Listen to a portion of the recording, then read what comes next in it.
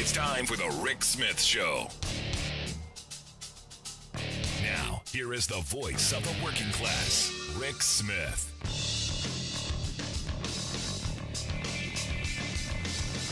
And welcome, brothers, sisters, working class heroes. This is the Rick Smith Show. Thanks so much for being here today on the big program. Lots to get to, lots to talk about. The No Remorse Association had their little shindig today kick off in Houston. What is it? National Rifle Association, National crazy, don't you think? I mean, just days after a horrible tragedy to have a big gun fetish party, a big gun orgy. I mean, just kind of throwing that out there. And then to have all of the folks show up. Trump showed up, gave his little song, and literally a dance. Dancing on the graves there. And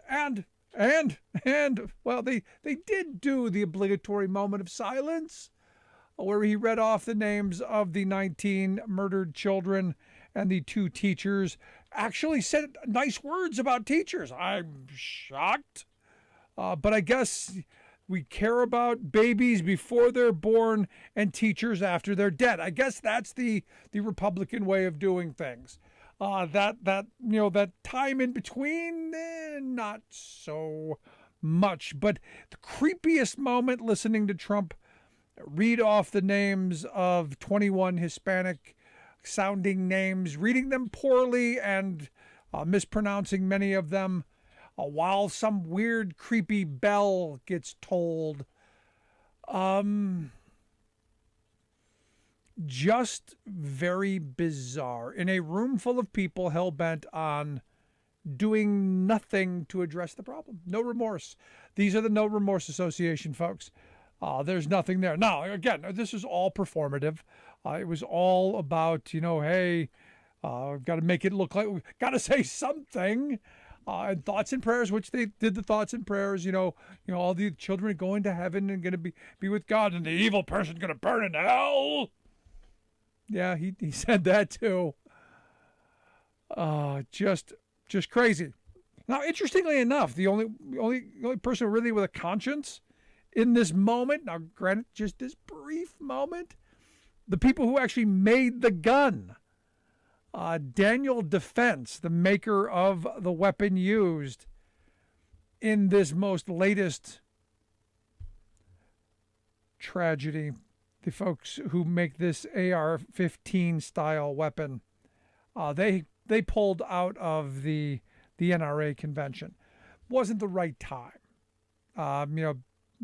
They said Daniel Defense is not attending the NRA meeting due to the horrific tragedy in Uvalde, Texas, where one of our products was criminally misused.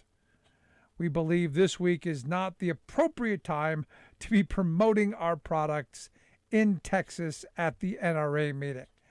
A sense of understanding that not quite the right time. Reading the room at the temperature of the country, going, now probably not the best time to be pimping the weapon. Probably not.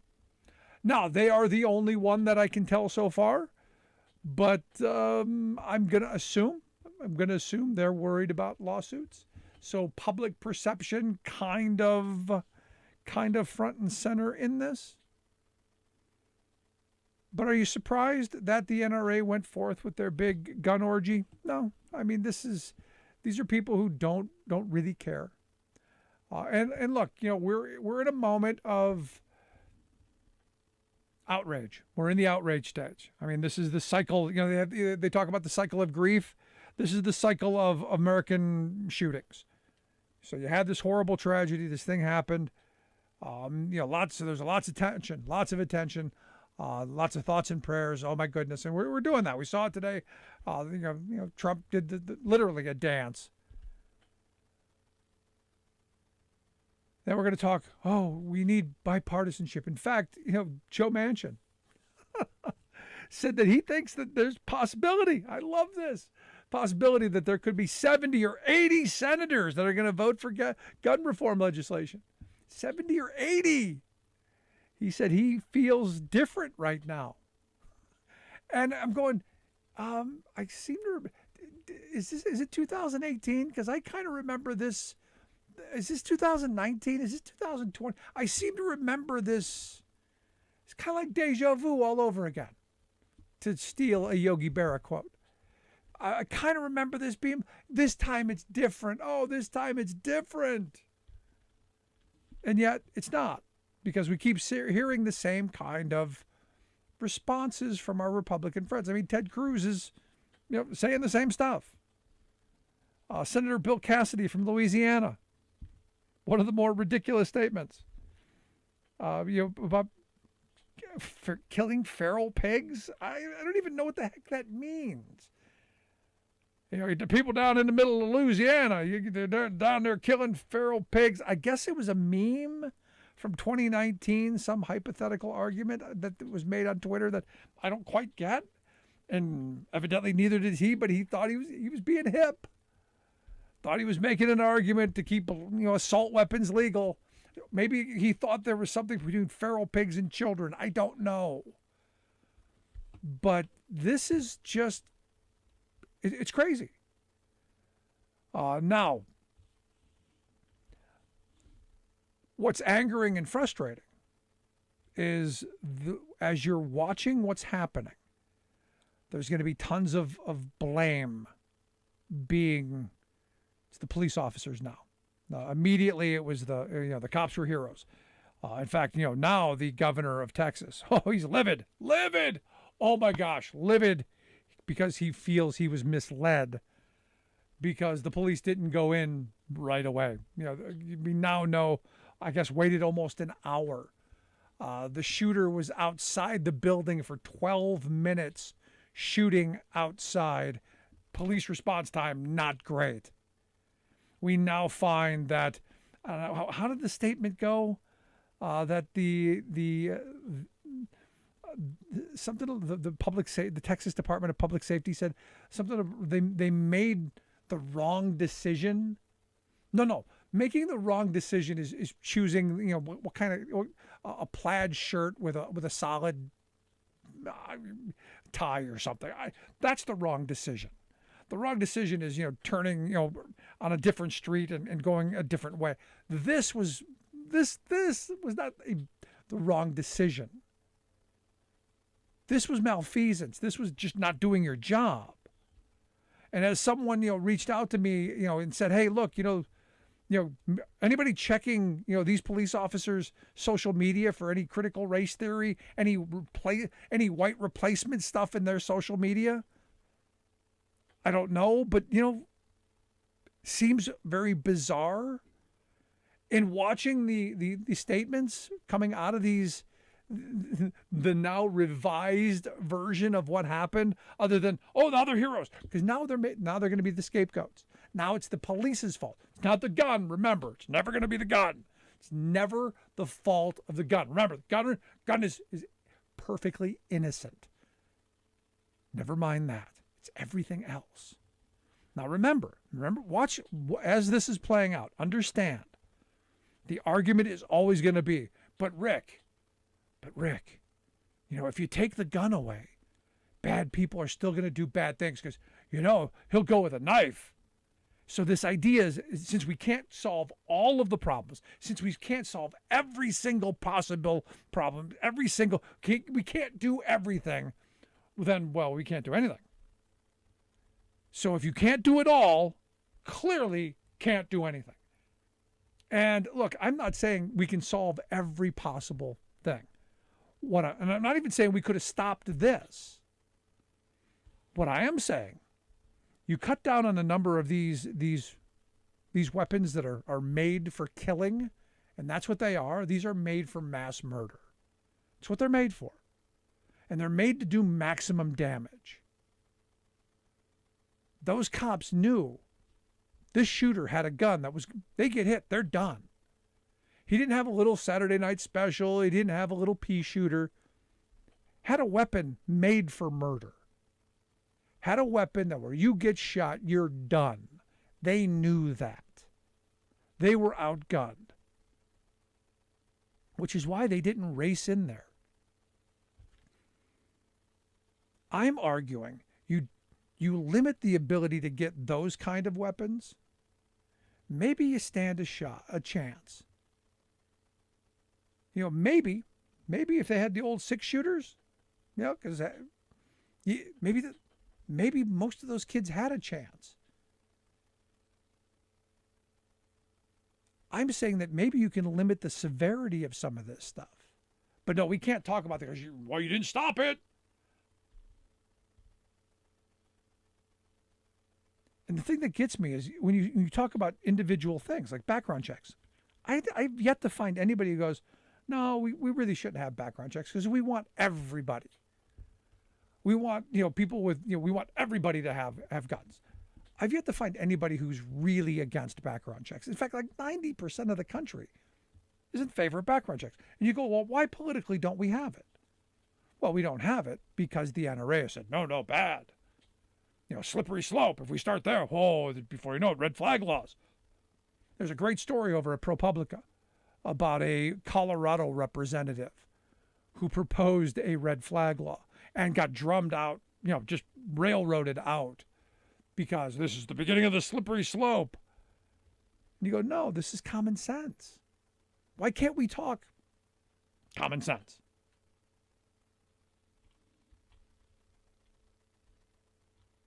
This is the problem that I have of where we are.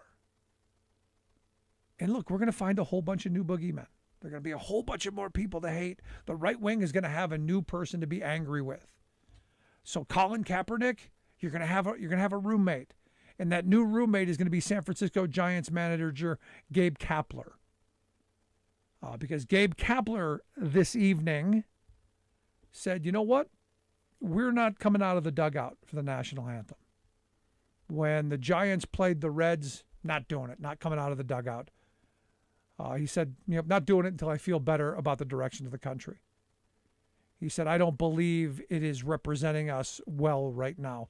And he said, every time I place my hand over my heart and remove my hat, I'm participating in a self-congratulatory glorification of the only country where these mass shootings take place.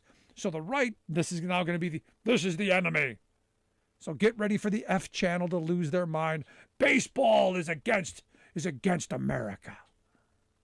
Get ready for it. Just preparing you. Because, well, Gabe Kapler and, the other day, Steve Kerr, the coach of the Golden State Warriors, said, this is enough. When do we stop? And look, the kind of protests we've seen aren't going to work because our politicians aren't afraid of us. The only thing that they're afraid of is the money being cut off. And this is where we need major reform of our political system. We need to get the money out of our politics. And this is where we have to start voting these bums out. When 90% believe we should have background checks and we don't have it, that should tell you our system is broken. Or we're full of it. Or we're liars. I mean, I think that's part of it. I'd love to hear your thoughts. 1-866-416-RICK. 1-866-416-7425. How are you feeling about this? What are your thoughts on where we are in this moment? Is it we're not going to see anything happen because, well, we can't solve all the world's problems here? Or is Joe Manchin right? Is this time, this 119th time, is this different? Is this time going to be different? Are there 80 senators that are going to pass sensible background checks? Something? Your thoughts. 1-866-416-RICK. 1-866-416-7425. Back after this.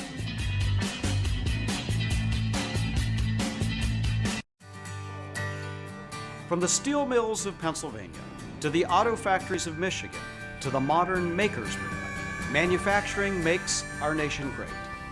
I'm Scott Paul, president of the Alliance for American Manufacturing. We bring business and labor together to advocate for policies that everyone can agree on, Together, we can strengthen manufacturing and create good-paying American jobs. Help us keep it made in America.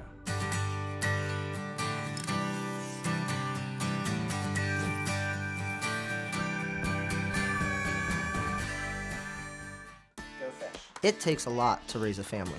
A good job, a good salary, and some patience. A lot of people my age are drowning in college debt. But I chose a different path. I'm a member of the IBEW, the International Brotherhood of Electrical Workers. I work hard for my job, and I love what I do. I had a lot of choices for my future, but I made the best choice for my family. IBEW, the right choice.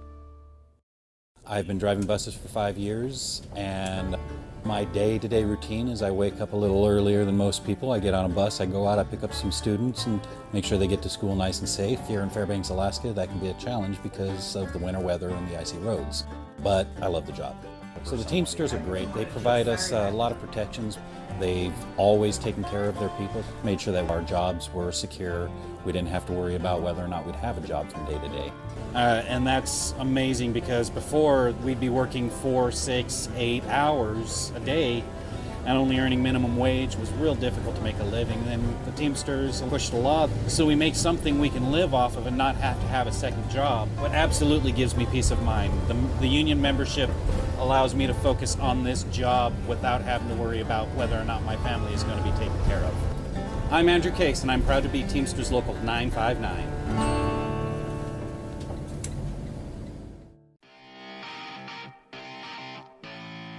Welcome back to the Rick Smith Show. Now, here is Rick Smith. 1-866-416-RICK, 1-866-416-7425. You want to weigh in on the gun issue. Look, at the end of this, I keep coming back to that. When you start talking about the common sense reforms that we need, universal background checks, red flag laws, limiting who can get what, and do we need 100-round magazines and these weapons that were made for war? Look, I've shot them. They're fun. They're fun. They are. But when you look at the reality, is my right to have a little fun? Just a little fun. I'm a law-abiding citizen. We can put up with these, 119 minor little tragedies every once in a while. I'm curious your thoughts. Let's go to the phones. Got Alice on line 1. Alice, how are you? I'm doing well. Well, here's the thing. Those of us who are sensible realize that no one needs one of these assault weapons, but someone that's in law enforcement or the armed forces. And obviously, this exceptionalistic people in Texas just doesn't apply. Because from what I can figure out after they've changed the story 37 times, is you have a whole bunch of cops standing around the building while the shooter is in there shooting kids because they're afraid that they're going to get shot. And why no one called out the SWAT team, because they do have one, unless they were afraid that the SWAT team was going to get shot. And the only thing that they were doing was waiting on the Border Patrol to show up and keeping the parents from going in. This doesn't make any sense to me because I thought the whole idea of having a police force was to defend and protect. And what happened to if you have a gun, you can save someone? Because obviously they weren't too worried about it. Yeah, where's the good guy with the gun? Yeah, standing outside the building. Yeah, that's where they were. But yes, I think most of us that are sensible don't believe that these guns should be on the street. So you have a good evening. Thanks, Alice. Appreciate it. No, this idea that do guns make us safer? And the answer is no. The studies are there. They don't make us safer. It's just that simple. Let's go to line 2. We got Benny on line 2 from Illinois. Hey, Billy, Benny, how we doing? I'm good, Rick. How are you? Not too bad. What's on your mind, brother? Not too much, but just every time these gun debates get brought up, I keep trying to wrap my head around the argument of needing these for a tyrannical government, and I just try to wrap my mind around how that would look. Like, what? I don't know. Yeah, exactly. No, think about- my friend Steve Hostetter, the fabulous comedian, does a beautiful bit on this, where he goes, if you're thinking that you're going to take on the federal government and in the military, I don't think you know how tanks work. Because well, yeah, I mean, oh, go on, sorry. No, because they have war machines. Because this is where my argument comes into. Everybody believes in gun control. It's just a matter of where we draw the line. I've yet to find anyone who thinks that I should have a thermonuclear weapon at my disposal. I've yet to find anybody who thinks I should have a stealth bomber at my disposal. We all believe in it. It's just a matter of where we draw that line. And some of us want that line a little bit saner towards safety and security. Absolutely, yeah. Yeah, I mean, I just wonder, if something like this does go down, I mean, me as someone who currently doesn't own a gun, do I get issued a weapon by J.B. Pritzker if, this devolves into some kind of civil war? How? I don't know. It's just madness. No, but here's the thing, Benny, and this is where sadly there's some that I've met over the years who do believe that it's going to devolve into a civil war, and they've got arsenals that they've been stockpiling, and there are some who have fetishized the idea of the next civil war, and the left, they haven't internalized this, and right now, and this is where the governor of Texas had said, in a tweet not too long ago, that California, the people of California were buying guns at a much faster rate than the people of Texas, and that he was upset about that because liberals are starting to look around and they're looking at how outgunned they are and the kind of rhetoric coming from the militia crowds, and they're starting to go, maybe we do need to start arming ourselves, which is in the worst part of where we can go, I think. Oh, totally. But yeah, that's my 2 cents. I always wonder about this stuff whenever this gets brought up. Appreciate the call, man. Thanks so much. Of course. Good stuff. No, I mean, this is one of those things, and it devolves into this horrible place of now everyone's got to have a gun. Look, I've lived in horrible places. I've never felt the need to have to be always holding a gun to feel safe. And that's, I guess I've been fortunate in that world.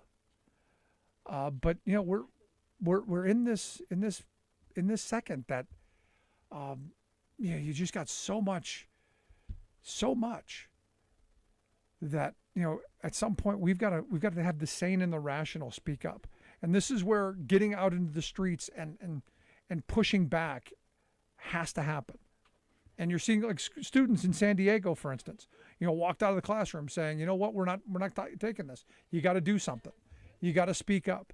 You've got to do something in this moment. And this is that simple. It really is that simple for me. We got Julie from Minnesota on line 1. Julie, how are we doing today? Hi, I'm sick to my stomach, like everyone else. I like the idea of gun insurance because I got to have insurance for my car, don't I? Yep.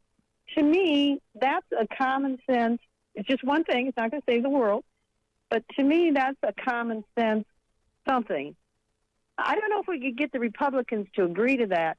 What do you think? But that's one of my little ideas. No, I'm all in favor of it. I mean, look, I'm not a gun grabber, but I do believe that you have to have some responsibility. And this is where the Republican Party had been at one point, Julie. They were the party of personal responsibility. In fact, they used to preach it. They used to preach accountability and responsibility. That was them for a while. Now it's the Wild West. And nobody's responsible or accountable to anyone, especially when you're talking about guns. I love the idea of making guns like a car. You got to register it. You got to be trained. You've got to prove proficiency, and you've got to be insured. I love that idea because, again, our Second Amendment, I believe, is not wide open. It's not the Wild West. A well-regulated militia. Those words are there for a reason. Well-regulated, kind of important. Kind of something that the founding fathers thought, I don't know, maybe we should think about. But love to hear more of your thoughts. You can email me, rick@thericksmithshow.com. Got a lot more to get to. Going to take a quick break right back after this. You miss any portion of the program, make sure you grab the podcast over at thericksmithshow.com or wherever you get your podcasts. Quick break, right back.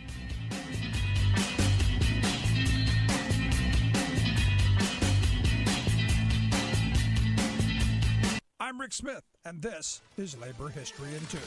On this day in labor history, the year was 1943. That was the day 50,000 striking rubber workers ended their 5-day walkout in Akron, Ohio. It was World War II, and the no-strike pledge was in full effect. Bosses were awash in defense contract profits. At the same time, they used the no-strike pledge to violate collective bargaining agreements, crank up assembly line production, and ignore grievances.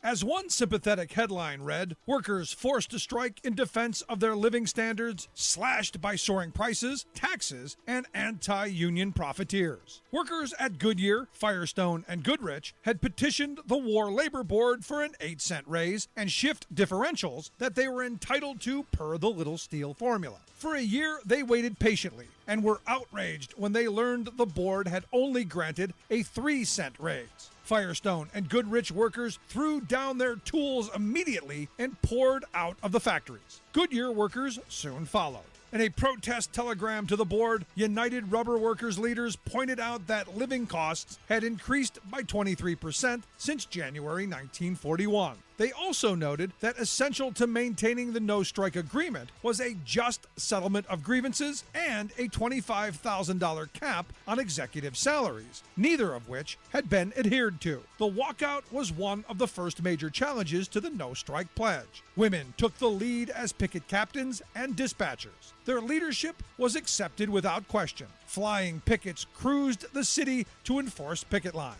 Black workers at Firestone, impressed by the union's fight for equal rights, figured prominently in the strike. Workers returned to the job with their spirits high, having forced the board to reconsider their demands. Labor History in 2 brought to you by the Illinois Labor History Society and The Rick Smith Show. Over 70 years of experience in heart and aviation, the members of the Association of Flight Attendants know the realities of the aircraft cabin better than anyone. We don't just serve drinks, we save lives. We don't just negotiate contracts, we move major policy issues like the smoking ban, no knives on planes, clean water, and safe food on board. The air we breathe matters, and we stop the spraying of poisonous pesticides. Training, rest, and no calls on planes matter as we fight fires, de-escalate conflict, revive, and breathe life. We safely usher passengers to the big business deal, the family vacation, the times of celebration, times of grief, and times of battle.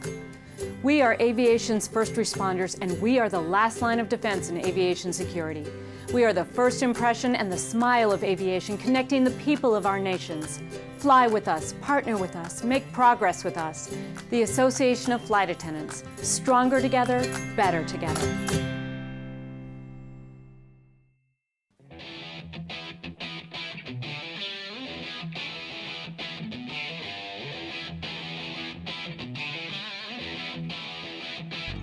Welcome back to the Rick Smith Show. Now, here is Rick Smith. So, kind of where we started, I'm still surprised watching the Republicans, do the. We've got the press releases. We've got them all ready. It's like carbon copies of the last tragedy. Interestingly, though, the governor of Texas now he was misled about the police response. Misled, given bad information. And this is how I find it always interesting that our Republican friends always default to, our law enforcement people always, they're the courageous ones. No, they protected their kids. They protected themselves. This is where, again, they're smart. They were outgunned. Kind of thinking about, again, it's the guns. Crazy. But again, you look at what's going on and they are so hell-bent on not talking about what the real issue is about, all about deflection. I'm here to share some thoughts on the gun issue. I've asked Brett Pransky to come talk with us. Brett is our executive producer, but also does some incredible writing over at the Courier News, where he's a political analyst and writer. He's got a piece out on Susan Wild, the U.S. representative here in Pennsylvania, who's on, a couple hours after the shooting. She's in a room full of constituents talking about what happened. Her opponent, not so much. Brett, thanks for taking time for us. Well, thanks for having me. So, am I getting this right? Susan Wild, who had a town hall scheduled, walked in, took on the issue head first, and as you write in your article, it'd take another 17 hours before her opponent released her statement. Yeah, when tragedies like this happen, I like to look around at kind of how different people handle it, how they handle themselves, how they handle, contact with the public. And, it's notable to see any representative walk into a previously scheduled town hall event where there's only going to be one subject, when whatever the previous agenda was going to be entirely hijacked by the news of the day. And yet they go in, they take it on, head on, talk to people, listen to the stories, deal with the emotion. It was quite the event. She live streamed it on her Facebook page and on YouTube, and people were upset, visibly upset. And just seeing how people handle it and then how other people choose not to handle it is, it's a notable thing that I thought deserved a little time. Now, the other side, I mean, you look at all of the Republican candidates and all of the politicians out there. It's all about deflecting away from what is the real issue, and that is our political system's broken, and we're clearly not going to do anything on the gun issue. But it is about that diversion. It is about that deflection. Yeah, it really is. And that's why you get this kind of boilerplate language that is usually released through social media. Very few times will people step up to a microphone, except for a few people who seem to move towards it. The Ted Cruzes of the world will move towards the microphone because they think it's something that actually helps them. Which, is we saw how that turned out when he was asked a couple of actual real pointed questions. He immediately just bolted out of the room, pitched a little fit and ran off and so on, which is what happens usually when he's challenged by someone who knows what they're doing. But yeah, these responses are becoming ridiculous to the point where it's obvious that there are people out there who simply don't care, but they're not willing to say that, so they keep giving us this thoughts and prayers language over and over and over again. And again, that's what Susan Wild's opponent did.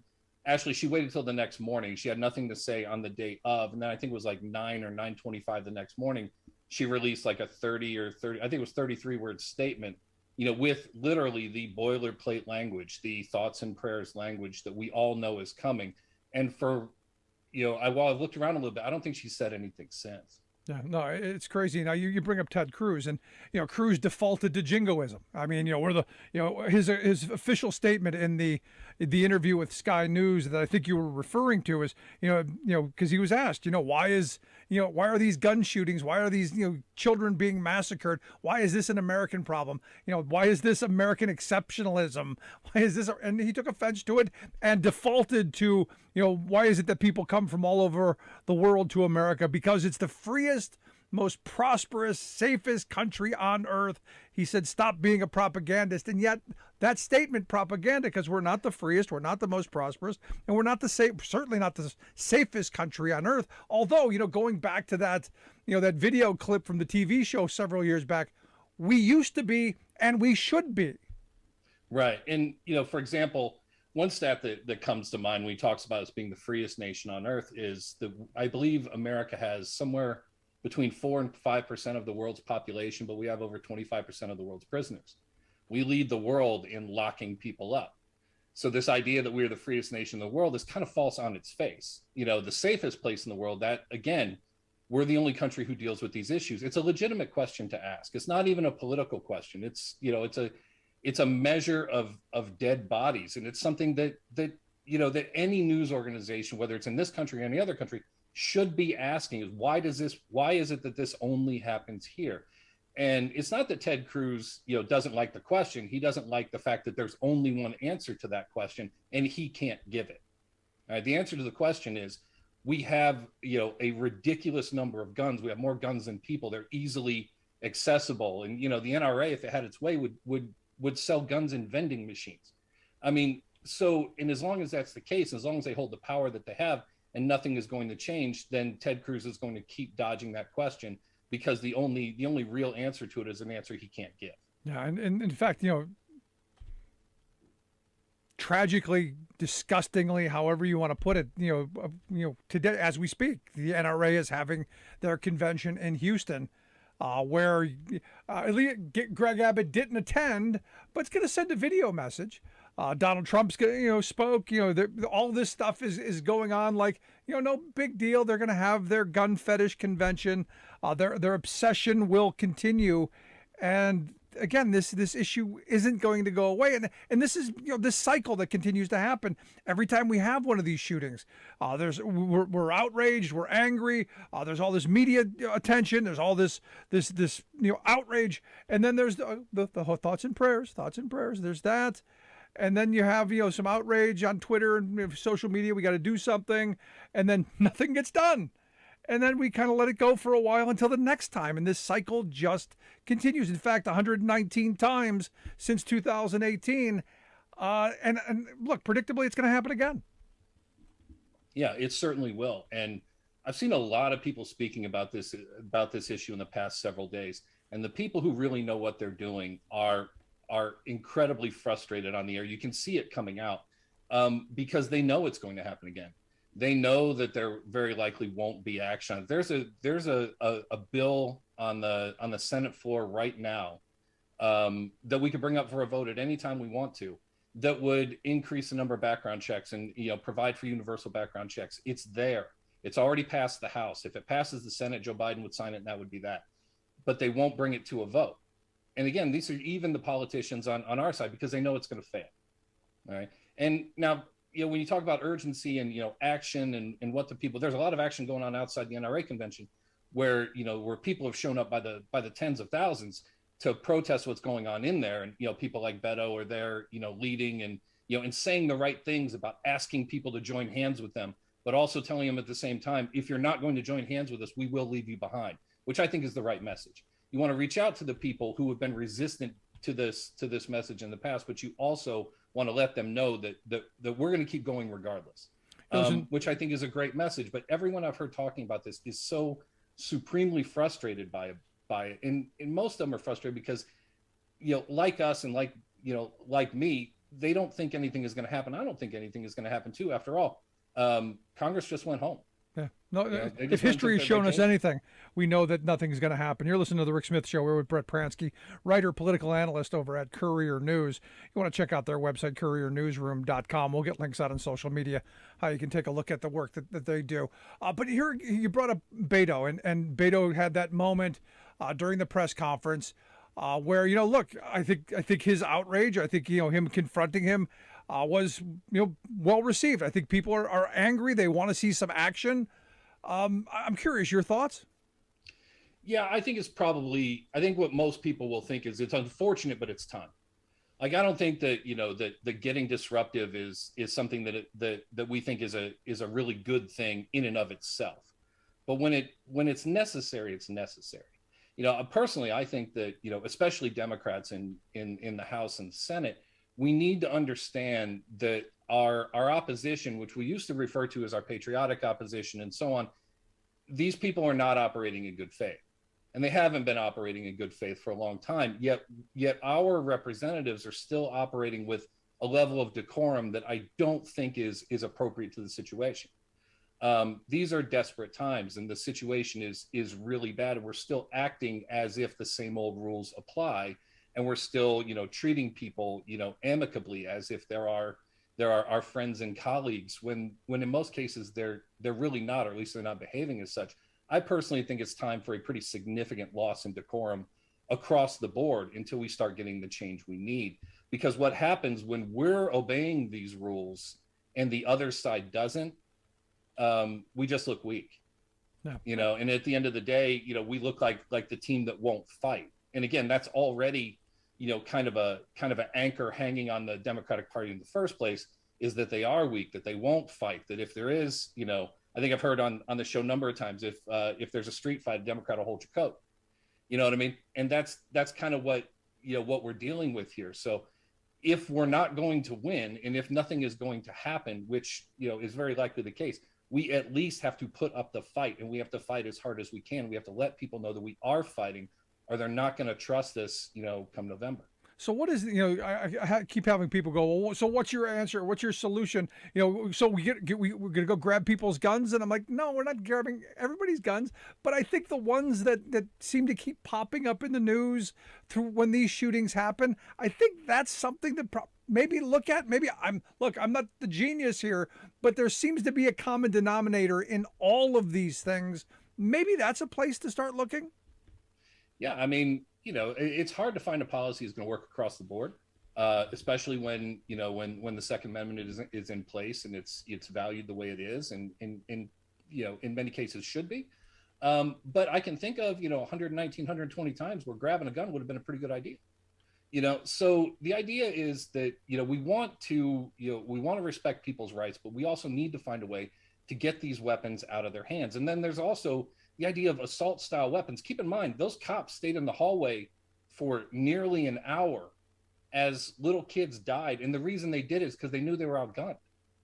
They knew that, if that was a kid in there with a handgun, or a kid in there with a weapon that wasn't capable of quite the carnage it was capable of, would they have been braver, than waiting for 48 minutes before going in that door?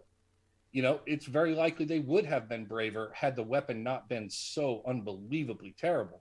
So the idea that assault weapons may need to go is a pretty good idea too. I mean, it has to do with finding something that the American people can deal with and that the two sides can come together on.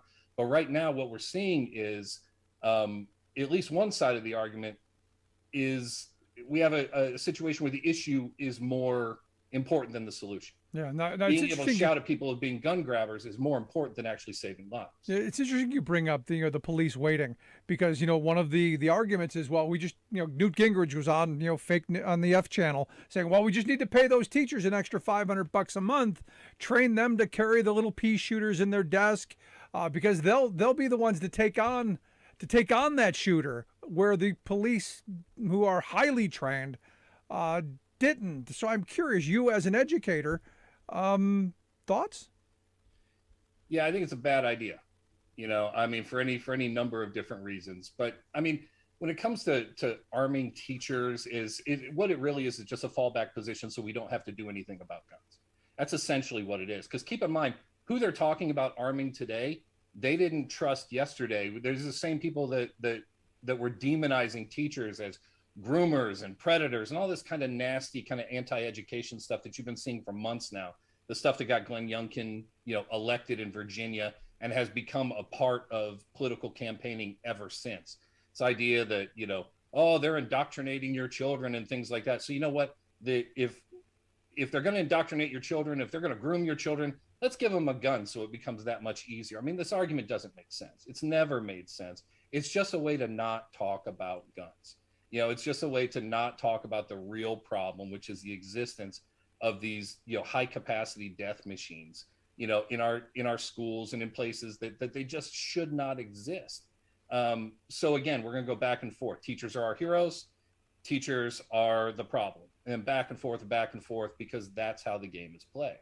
And that's essentially what this is. It's all just, to the people making these arguments, it's all just a big game. Yeah, and again, it's the diversion to get us away from talking about what the real issue is, and that's the frightening part of this, because we're so easily led astray, aren't we? Yeah, we really are. I mean, it's not hard to divert our attention. Keep in mind, the people who do this are exceedingly good at it, because at the end of the day, and it's a message I've seen on this show a number of times, what this really is about is creating divisions, is dividing people, especially dividing people who have pretty similar interests. For example, the people sitting in that NRA gun convention and the people outside on the streets protesting probably agree on 98 out of 100 issues in America today. But those two issues are such a big deal. That one issue with guns is such a big issue that you can so easily drive a wedge between them.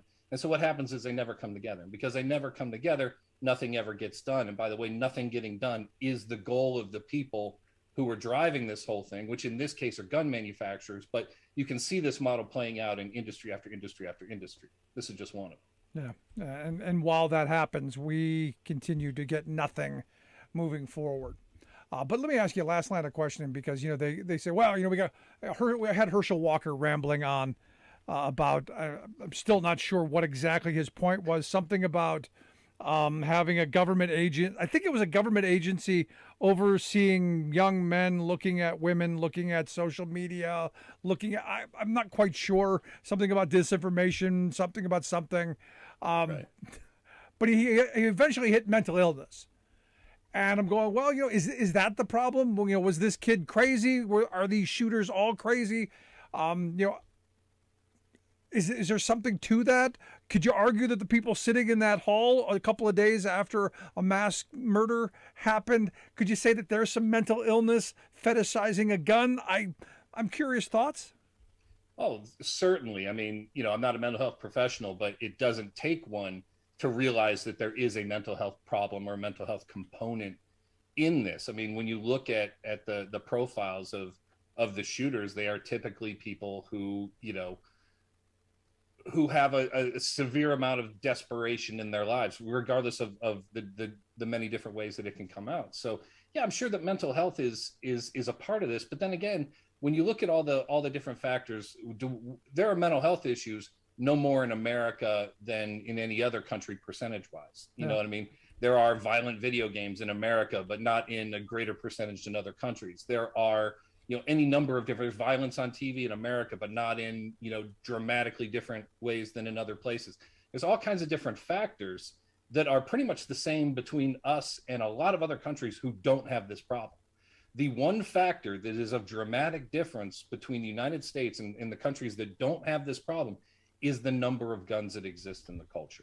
That is the one thing that is a vast difference between our culture and all these other cultures that don't have these same problems. So, I mean, it's the easiest thing to land on. We should probably start there. Yeah, it seems like the lowest common denominator. It seems like the place to start when you have this conversation, and then it should broaden out to all of the other things, because I think we can have a broader conversation than just one thing. Except the things that they keep trying to say, shiny thing over here, come over here. But if you want to check out the work of Brett Pransky and the good folks over at the Courier Newsroom, we'll get links out at social media, how you can do that, couriernewsroom.com, the website. We will get links out. But Brett, I appreciate the time. Great work. Keep it up. Look forward to having you back again real soon. All right, thanks. Love to hear your thoughts. You can email me, rick@thericksmithshow.com. If you've got questions, comments, something on your mind, I want to hear it. Also, if you miss any of our program, podcast always available wherever you get your favorites, from iTunes to iHeart, Podbean, Stitcher, everywhere in between. And if there's a place that you get yours that we're not, tell us, and we'll make sure it's there. Quick break, right back. Stick around.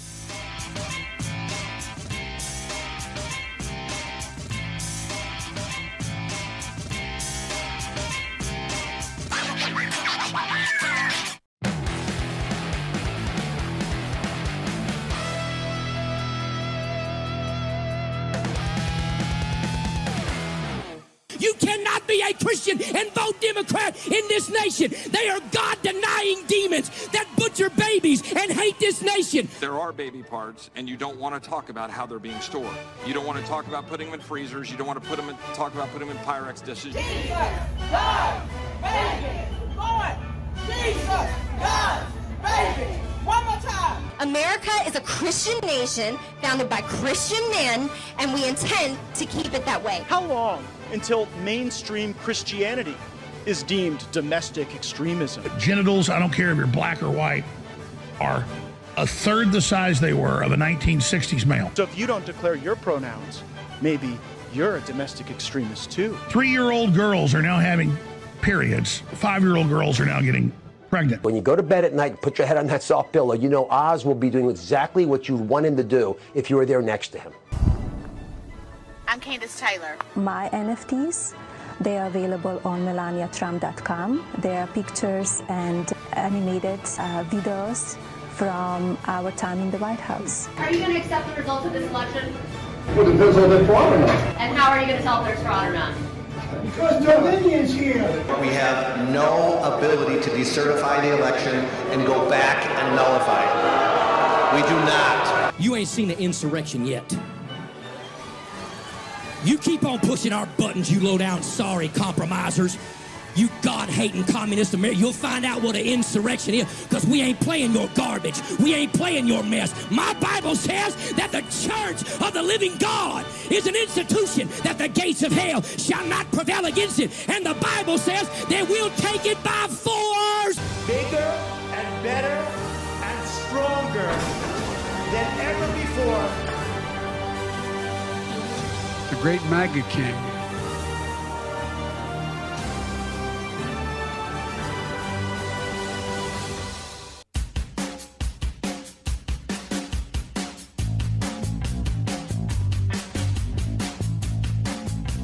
Welcome back to The Rick Smith Show. Check out the website, thericksmithshow.com. Remember the podcast. Never miss a moment. Make sure you share a comment. Give us a 5-star rating. Could use it. Appreciate it. I go back to this conversation that we should be having.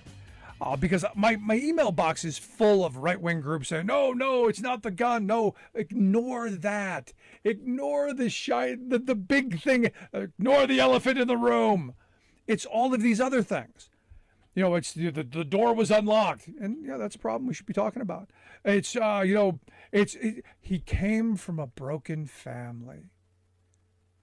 And this was one that, I was particularly fixed on. He was fatherless, and mother had problems, and was raised by grandparents, and was a loner, and all kinds of the profile that they get thrown, that they assume was thrown out, and they're going to find people who say, he was this or he did that, and they do this with all of the shooters. They find a profile that this explains it. This is why. Because it fits into their realm of understanding that this must be why this person is crazy. Now, what's interesting to me, and again, I go back to, these are the pro-life folks who tell us that, every sperm is sacred and must be brought to full term. But as soon as they're popped out, as soon as, hey, you're born, you're on your own. I don't see the folks who claim that it's not the guns, it's, I don't see the policy to help rectify that. I don't see the policies to make that kid's life better, or the next kid, or any of the interventions that could happen. But, that's right. Hold on. Wait a second. The people that we want to give guns to, those teachers that we want to give guns to because they're the frontline heroes. No, we can't give them the power and the authority to want to make sure that kids who are struggling get help, either with mental health, with health care, with food, with a safe home environment. No, we can't do any of that. That would be infringing on parental rights. Oh my goodness. And this is the part that's really just, if it weren't so deadly, it would be comical, because it really is where the Republicans, the hypocrisy is. Because, think about it. I mean, just the glaring part of, we want every child born, but we're not going to do anything to help them. We're going to vote against getting parents the extra $300 a month, or $250. I'm sorry, it wasn't even $300. The extra $250 a month, so that they can make sure they have food at the end of the month. So, and as I said back, when that happened at the beginning of the year, the most cruel part of this is that, and I remember when I was a kid, I didn't know we were poor. I thought everyone lived the way we did, that, it was a constant struggle. I thought everybody, their cupboards were bare and the refrigerator was empty at the end of the month. I thought that's how life was.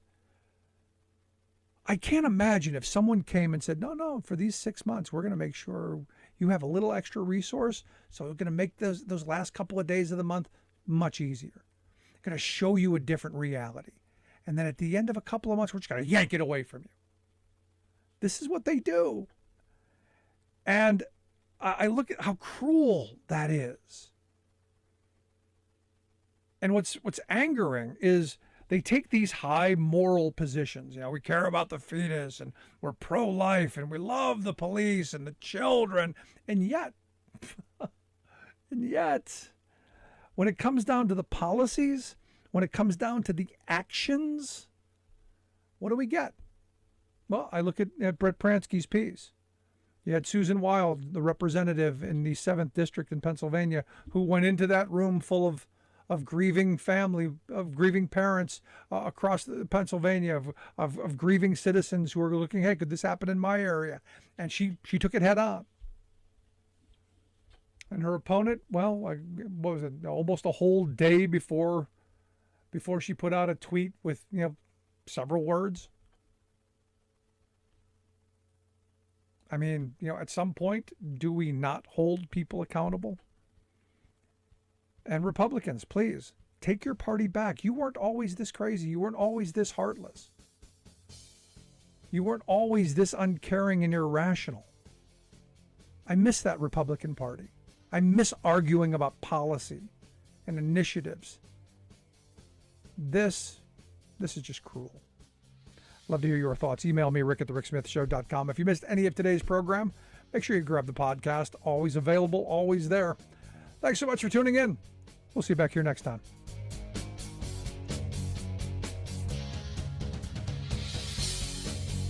You've been listening to The Rick Smith Show. Email Rick at rick@thericksmithshow.com. Until next time, this has been The Rick Smith Show, where working people come to talk.